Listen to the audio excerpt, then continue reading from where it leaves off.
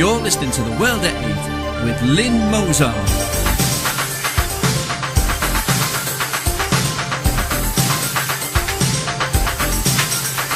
The World at 8, the number one in nationalist news. Highlights of the news today, Friday the 21st of December, or, according to the Mayans, Doomsday. So if you cannot get The World at 8, you'll know why. Parents fury as Christian primary school bans Christmas nativity play. EDL to stage demo against Islamic school plans. Fewer Germans find children worthwhile. Risk of poverty for Italians growing at fastest rate in EU. Nick Griffin, MEP, at home in the valleys. Coptic Christians ask world to cut ties with Morsi's Egypt. Vladimir Putin calls on Russian families to have 3 children. Polio workers killed in Pakistan. Thought for the day, a Merry Christmas for a chosen few. And finally, or maybe not, way back on August the 11th, 3114 BC, our time, etc, etc.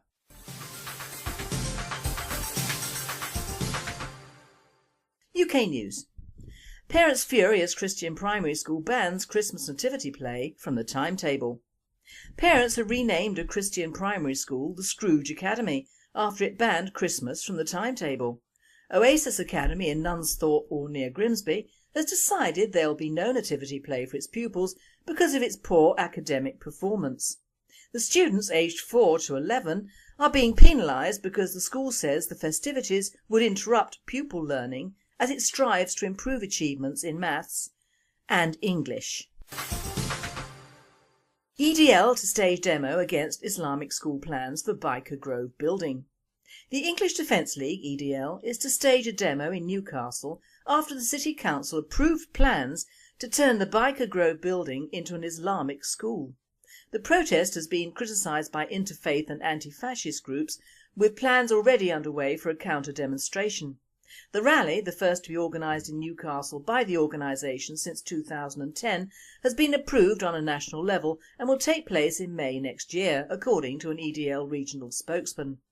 Last week Newcastle City Council gave permission to convert Benwell Towers, formerly used by the BBC to film Biker Grove, into a fee-paying Islamic school.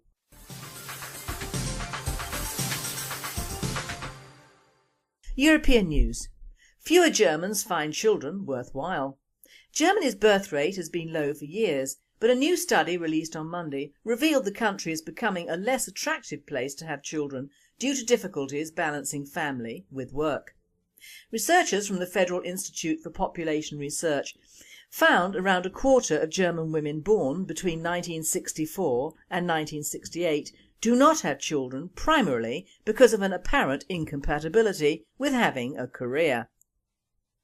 Seen by the Süddeutsche Zeitung, the study found that Germany's long-held cultural idea of a good mother, in which women stay at home to raise their children, was still so present in the country's collective psyche that working women were opting not to have children. There are just 10 countries in Europe which have a lower birth rate than Germany, which currently stands at 1.39 children per woman. Iceland leads the way with 2.20 and Latvia was at the bottom with 1.17. Worldwide, Germany is one of the countries with the highest number of childless women. A World at 8 spokesperson commented, "No doubt this lack of German children is more than made up for by Islamic Turkish mothers." Risk of poverty for Italians growing at fastest rate in EU. The percentage of Italians at risk of falling into poverty has been rising at the quickest pace recorded in the European Union, says a study released Tuesday. According to report Europe 2020, Italy has seen the risk of poverty rate rise to 29.9% in 2011 from 26.3% in 2010. That increase is the greatest recorded amongst EU countries, said the report. Especially hard hit are the families with children, particularly those in the south of Italy, and the elderly are also at risk.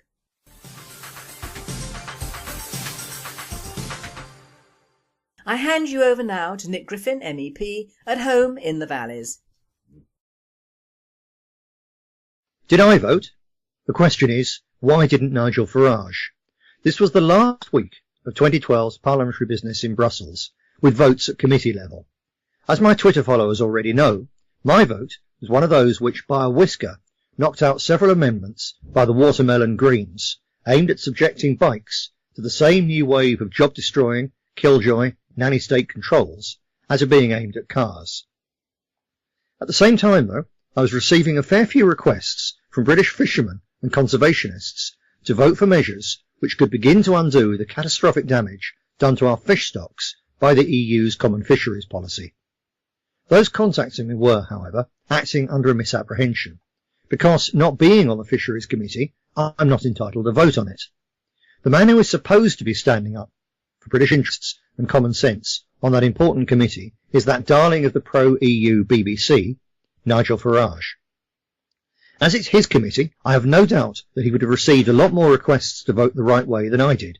So it's particularly shocking to learn that, as is very often the case, Farage simply didn't bother to attend at all. Please note that I'm not saying that he should attend every committee meeting or even every vote. I don't, because many of them are a complete waste of time.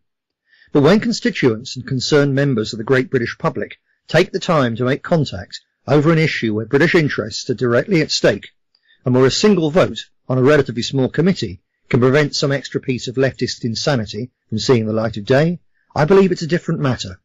And I believe that it's utterly wrong for Farage to pocket his salary and grub for votes from people who genuinely but wrongly believe that he and his phony safety valve party are standing up for Britain in Brussels. In my BNP TV Christmas message, I give an overview of how 2012 has been a very good year for the British National Party. From the continued turnaround to good health of our finances, through to our best ever parliamentary by-election result in Rotherham, where, in case you've been living in a cave for some weeks, we won more votes than the Conservatives and Lib Dems combined. It's all in my end of year roundup. So I want to use this, my last World at 8 broadcast of 2012, to look more closely at UKIP. After all, the left often refer to them as the BNP in Blazers. So, given that they're now poised to overtake the collapsing Lib Dems in the opinion polls, it would be strange of us to pretend they're not of interest. The starting point, of course, has to be the fact that, at election times especially, UKIP pretend to have our policies, simply because they know they're very popular. Farage is also on record as saying that, out of everything he's achieved in what, to be fair to acknowledge, is a remarkable political career, the thing that gives him most pride is that UKIP blocks the BNP. The skin-deep similarities are therefore both deliberate and a backhanded compliment to us, because if we hadn't worked so hard to give the British people back a real democratic choice, Farage and his BBC allies would not need to go to such extraordinary lengths to block us. But behind their empty rhetoric, and stunts like the Labour UKIP adoption row trick in Rotherham, a closer look reveals that, in reality, the BNP and UKIP are poles apart on many crucial issues. These include immigration, for UKIP's position is explicitly civic nationalist, just another part of the establishment's collective attack on the very right of the British people to survive in our own homeland. It's not just a matter of their constitution declaring that UKIP is anti-racist. Their immigration policy is for the phased replacement of the ethnic British. Because that's the reality of their call for balanced migration. It may sound a reasonable term, but what Farage and co actually mean by it is that for every indigenous Brit who leaves occupied London or Birmingham and flees to Spain or Australia, UKIP are delighted to let in another Somalian. To them, it's only a question of numbers. Indeed, a major reason for UKIP's criticism of large-scale immigration from Eastern Europe is that it has made it harder for traditional immigrants from Asia and Africa to come to Britain. All in all, UKIP's immigration policy is a nastier hoax even than the empty pre-election promises of action we've heard for decades from the Tories, and that are now being offered even by Labour. The consolation we should take from this is that when everybody who's anybody on the political stage feels compelled to try to steal our clothes, we've clearly won the argument itself, hands down. If they were, by some miracle, to deliver on their implied promises, we'd get our way in any case. Or, when they do not, the public will know who to turn to get what they want. On top of immigration in general, we all know the specific added danger from Islamic immigration. UKIP dabbled with this issue too under their previous leader, but Farage knows that his marriage of convenience with the BBC is conditional on steering clear of this subject. So while UKIP sometimes plays the anti-mosque card at local council level, Nigel speaks for the party as a whole when he declares that they have, quote, no problem with Islam, unquote. Even in Rotherham, UKIP's local group was shocked to be ordered by their head office not to mention Islam or grooming during the election campaign. Part of the reason UKIP is so relaxed about Islam is that it has no interest in or sympathy for traditional Christian values. This was highlighted just this week when Farage and the rest of the leadership initially backed Geoffrey Clark, a UKIP council election candidate in Kent, despite his proposing the compulsory murder of handicapped babies to prevent them from being, quote, a burden on the state, unquote. The same ruthless materialism plays a part in UKIP's fanatical support for deregulated banking, free trade and privatisation. Far from being traditionalist or nationalist, it is a party for the super rich. UKIP's ideology is Thatcherite neocon liberalism on acid. It's the polar opposite of our nationalism, under which banking, particularly the power to create credit, would be under the control of the sovereign nation state. As for UKIP's free trade mania, this is not only a path to economic suicide. The various free trade agreements which UKIP so favours are also as direct an assault on our national sovereignty as is membership of the European Union. This was highlighted once more earlier this month in the last parliamentary session in Strasbourg, where UKIP's MEPs voted against measures which could have allowed limited protection for what is left of the British steel industry. Give them a chance to support greedy banks or the right of multinational corporations to snap up Britain's Commonwealth assets at fire sale prices, on the other hand, and UKIP are at the head of the queue. UKIP's specifically anti-nationalist position goes beyond mere money as well. The only subsection Farage permits is UKIP Friends of Israel. He and the rest of the leadership are committed supporters of neocon wars in the Middle East and of meddling in Syria and Iran. Here too we see the reality of an internationalist party completely the opposite of our nationalist position, which is to keep Britain out of other people's quarrels. As part of the same internationalist neocon package, UKIP are viciously anti-Russian. This, incidentally, is why they nowadays get plugged a great deal on Russia Today, because RT has fallen into the hands of the anti-Putin faction headed by Medvedev and allied to exiled oligarchs. This is also why UKIP are so pro-fracking that they're prepared to risk losing large numbers of rural votes in order to support the neocon dash for shale gas. Even worse, they're not only in favour of it, but are delighted with the idea of it being under foreign control. The nationalist position, of course, is either to ban it completely or to have it under state control, with a significant part of the potentially huge profits going to the local community. To sum up, UKIP is in fact nothing more than a Tory splinter group, an internationalist, big business and bankers party. They have an immigration policy that would facilitate the stealth replacement of the British in our own homeland, and they are ready to ruin Britain for short-term profit and to help the USA continue to dominate the world. No wonder their logo is a pound sign, because UKIP is all about the money. So why are they being promoted so ruthlessly? There are three main reasons. 1. To block the British National Party. This has been going on for years, from relatives of Labour councillors standing for UKIP in BNP target wards, through to media promotion at every level. 2. To split the Conservative vote and destroy the Tory party. This now appears to be the key motivation of Labour and the BBC in their plugging of Farage. And 3. To put pressure on Cameron to keep his broken promise to give us a referendum on Europe. This being the agenda of the right-wing press, particularly the Telegraph, Mail and Express. With so much effort being put in by so many people into this operation, it's inevitable that we will have to endure more of the artificial promotion of Farage and his bogus party. But don't get disheartened. In the long term, a lot of good will come from this. It's helping to destroy the Tory party and to break old voter loyalties.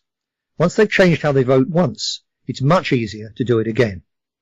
By posing as like us, UKIP is further validating our arguments and raising public expectations on which, in the end, only we will ever deliver.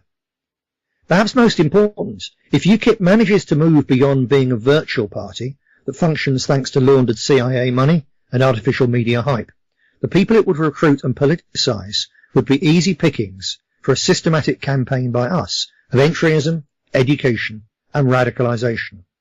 If UKIP do go on to break the old mould of British politics, it will not be the end of the story, but only another chapter in it.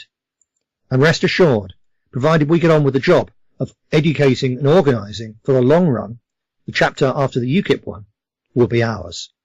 I look forward to talking to you again on January the 8th. Until then, avoid Danish bacon, because Denmark has refused to implement the ban on sow stalls.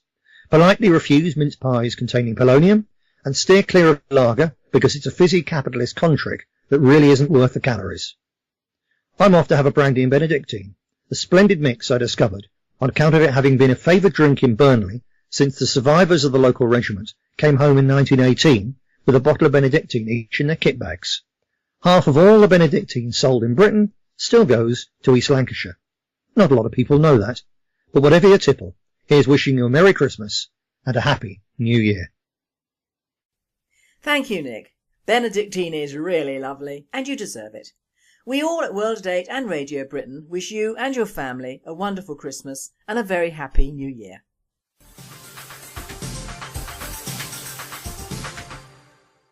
World News. Coptic Christians ask world to cut ties with Morsi's Egypt. The founder of an international group of advocates for the equality and rights of Coptic Christians is appealing to the leaders of democratic nations to cut any ties with Egypt. The voice of the Copts is attempting to thwart President Mohamed Morsi's regime from implementing a primarily Islamic-based constitution. Vladimir Putin calls on Russian families to have 3 children. President Vladimir Putin has urged Russians to have at least 3 children, as he said a resurgent nation should be a confident and influential power on the world stage. In a bullish State of the Nation address in Moscow on Wednesday, Mr Putin promised to smite corruption, create millions of new jobs and boost Russia's military might, while warning that foreign meddling in the country's internal affairs was unacceptable. He claimed the country shared universal democratic values, adding, "Russian democracy is the power of the Russian people with their own traditions of national self-government and not the realisation of standards foisted on us from outside." This presenter says, Putin is right. Only through children can a nation survive and prosper, and preferably should be those of the indigenous peoples. I like Putin, he is the only Russian I really admire, apart of course from Sergei the Meerkat, and he is my man. Polio workers killed in Pakistan. 6 health workers who were part of a polio immunisation drive have been shot dead inside 24 hours in Pakistan. Gunmen shot 4 dead of the health workers as they were administering the oral polio vaccine in Karachi, Pakistan's largest city and the capital of Sindh province, a police spokesman told the DPA news agency. 2 male workers also sustained injuries in the attack. Another female vaccinator was killed in the northwestern city of Peshawar. The murders in Karachi and Peshawar have prompted authorities to suspend the polio campaign there. The health minister has ordered the suspension of the anti-polio campaign throughout Sindh following the killings, senior government official Salim Khan said. A decision to restore the immunisation drive will be taken after assessing the security situation, he added.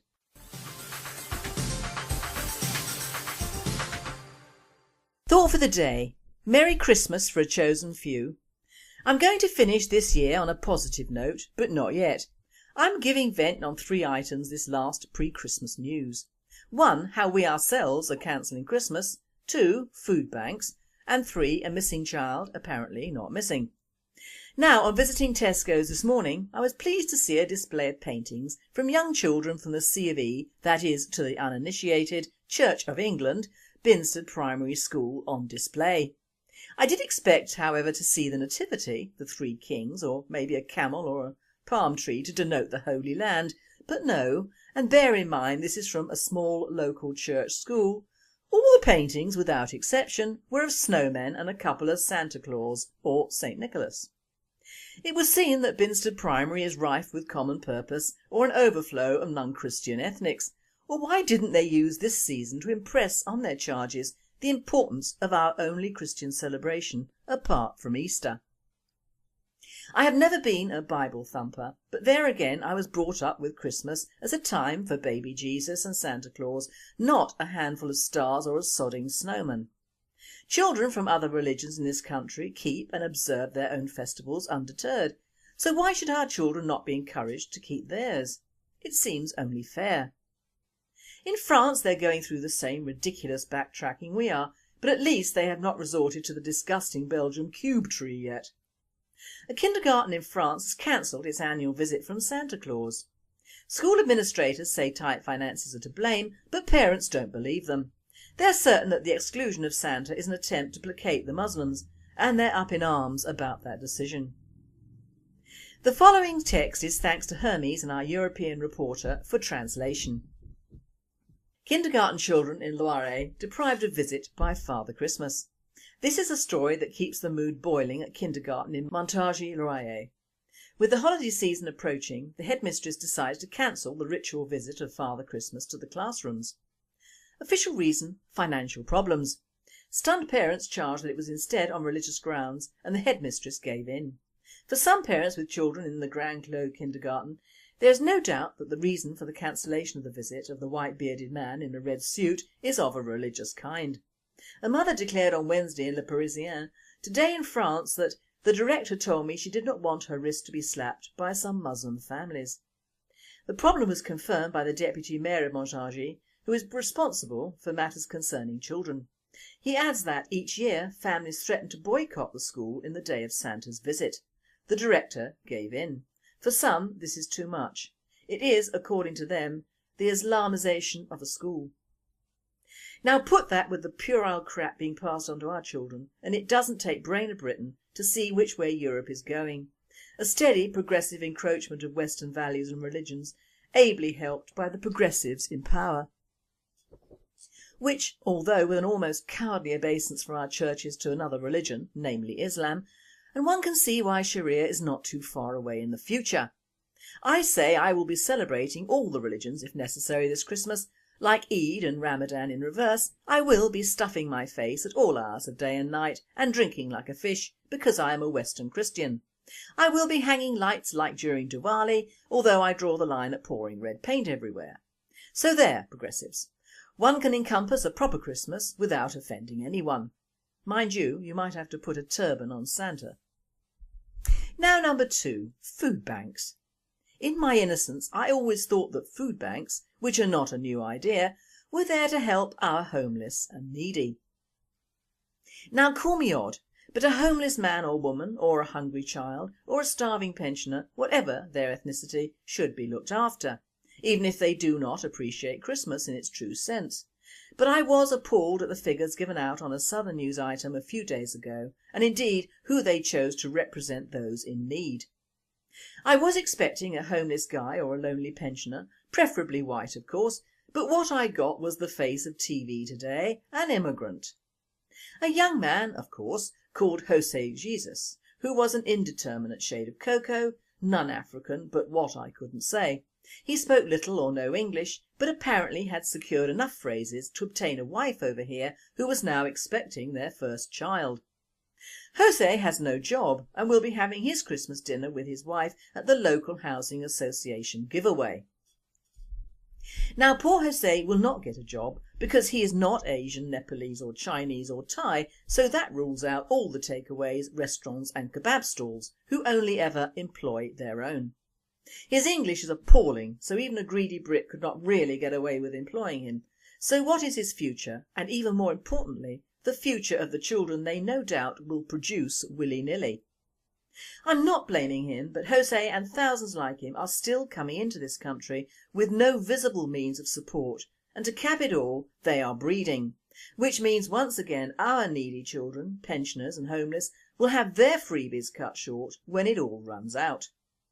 Because it will run out, and one can only hope that when the pot is empty, all these people who have come into this country in the hope of not getting jobs but cashing in on the benefits we give anyone who produces children, go home or go somewhere else. I'm of the opinion that the British people should have been given some sort of choice over how many immigrants should have been taken many years ago, then our food banks, soup kitchens and all the wonderful people who run and contribute to them would have the satisfaction of knowing they are helping genuine cases and not people who have just jumped on the bandwagon over here. The figures speak for themselves. The needy are 4 times higher than last Christmas. Already 110,000 needy have been helped, and by Christmas the figure will read 250,000. One worker from Kent was a progressive. She blames, wait for it, debt, the credit crunch and the fact that the figures have been hidden up to now. In fact, anything other than the massive immigration of the poor from one country to another. Nationally, in fact, the figures expected in the near future are a massive 13 million people that could be classed as needy and needing free food. This effectively must read that it's not only British Indigenous people but mainly newcomers to this island. Don't get me wrong, I have nothing but admiration for our people, and it is mostly white people doing all the work actually getting the food to the needy. One guy said they'll only stop on Christmas Day, and that will be when they've delivered all the food to the places to cook. If I won the lottery, I would open a huge centre for homeless and needy people, but they would be our homeless and needy people, homeless ex-soldiers and hard-up families. I would not cater to immigrants who had just come into the country at all, but I would help earlier immigrants if needed from 20 odd years ago. But then they often do not end up homeless or needy, and you rarely see them helping out in food banks, so I rest my case. Now number 3 is very odd. I had an email from a friend which showed a lovely little girl of 11 who has apparently gone missing in Plumstead, which is in a heavily enriched area of London and has its own Islamic centre. Apparently a 13-year-old girl went missing in September, so do not know if she was found or not. The police in all their bravery have issued a picture of a ginger-haired white bloke in connection with an entirely different sort of case, and I quote, "Police have released an image of a man alleged to have questioned and sworn at children outside Thomas Tallis School. Officers are appealing for information after a number of incidents where pupils have received unwelcome advances. The e-fit has been created after children described a man with red hair between 30 and 40 years old and wearing a green parka jacket. Rumours of attempted abductions outside the Kidbrooke-based school have been dismissed by police. Detective Inspector Jonathan Meehan said, 'If you know the man in the picture, please contact us, we'd like to speak to him. I would like to stress that so far the allegations made amount to an incident of antisocial behaviour.' So we have the same misinformation that we have had from the north of our country for the last 30 years. Obviously this guy would appear to be a complete nutter. And unless there is a tribe of ginger-haired Muslims on the rampage, I do not think even the police will be using him for anything other than a red herring. I have just received the Facebook message from my source, posted by the mother.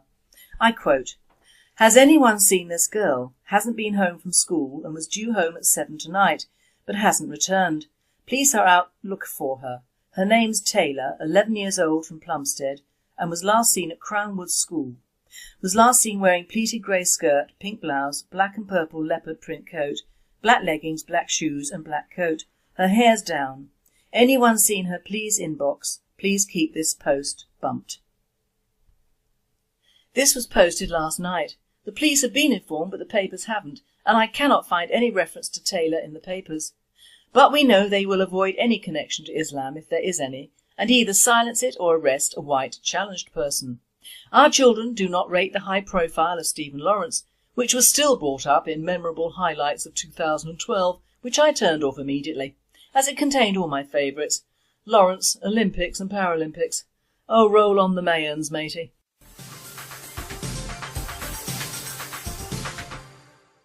And finally, talking about the Mayans, the Mayan apocalypse as it didn't happen.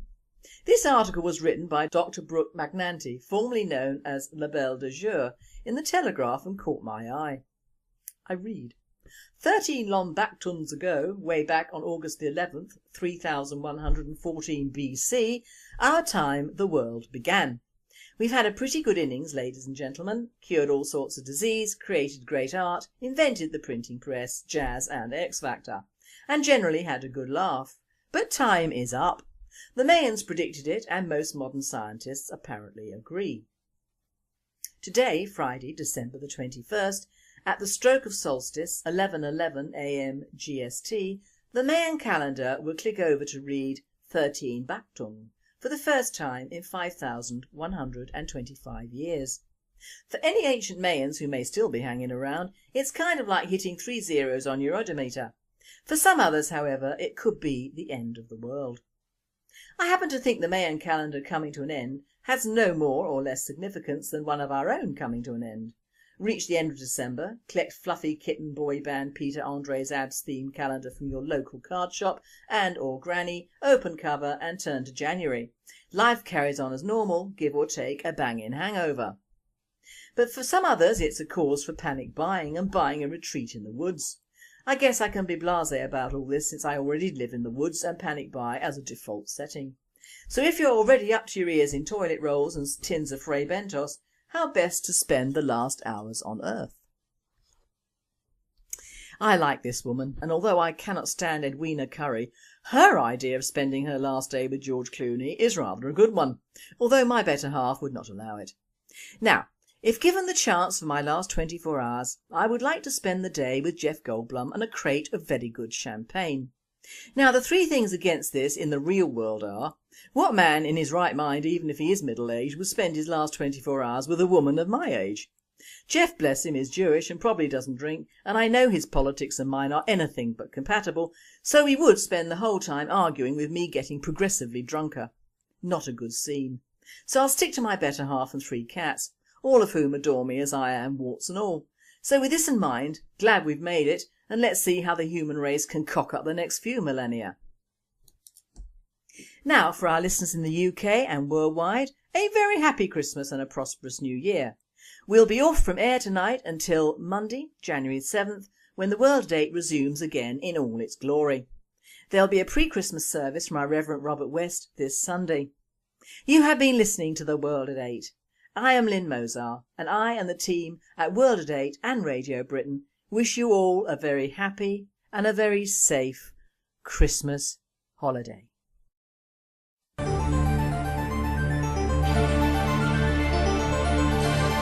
You're listening to The World at 8 with Lynne Mozart.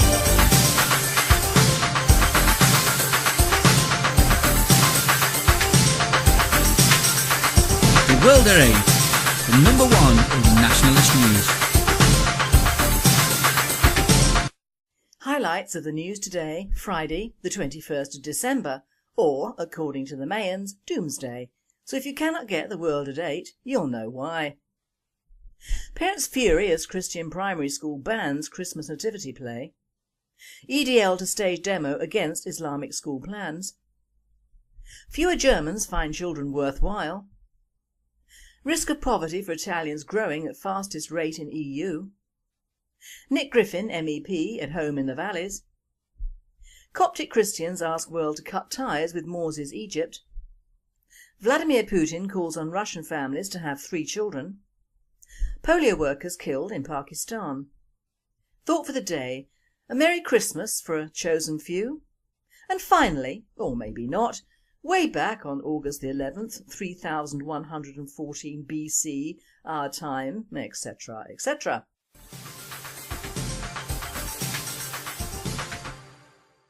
UK news. Parents fury as Christian primary school bans Christmas nativity play from the timetable. Parents have renamed a Christian primary school the Scrooge Academy after it banned Christmas from the timetable.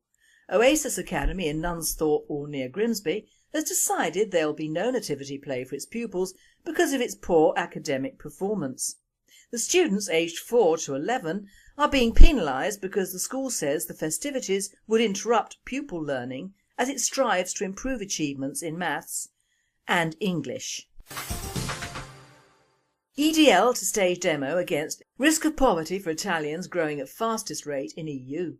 The percentage of Italians at risk of falling into poverty has been rising at the quickest pace recorded in the European Union, says a study released Tuesday. According to report Europe 2020, Italy has seen the risk of poverty rate rise to 29.9% in 2011 from 26.3% in 2010. That increase is the greatest recorded amongst EU countries, said the report. Especially hard hit are the families with children, particularly those in the south of Italy, and the elderly are also at risk.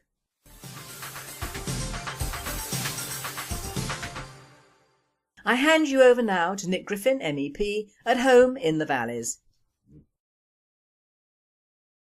Did I vote? The question is, why didn't Nigel Farage? This was the last week of 2012's parliamentary business in Brussels, with votes at committee level. As my Twitter followers already family with work. Researchers from the Federal Institute for Population Research found around a quarter of German women born between 1964 and 1968 do not have children primarily because of an apparent incompatibility with having a career. Seen by the Süddeutsche Zeitung, the study found that Germany's long-held cultural idea of a good mother, in which women stay at home to raise their children, was still so present in the country's collective psyche that working women were opting not to have children. There are just 10 countries in Europe which have a lower birth rate than Germany, which currently stands at 1.39 children per woman. Iceland leads the way with 2.20 and Latvia was at the bottom with 1.17. Worldwide, Germany is one of the countries with the highest number of childless women. A World Date spokesperson commented, "No doubt this lack of German children is more than made up for by Islamic Turkish mothers." Islamic school plans for Biker Grove building. The English Defence League, EDL, is to stage a demo in Newcastle after the City Council approved plans to turn the Biker Grove building into an Islamic school. The protest has been criticised by interfaith and anti-fascist groups, with plans already underway for a counter-demonstration. The rally, the first to be organised in Newcastle by the organisation since 2010, has been approved on a national level and will take place in May next year, according to an EDL regional spokesman. Last week, Newcastle City Council gave permission to convert Benwell Towers, formerly used by the BBC to film Biker Grove, into a fee-paying Islamic school.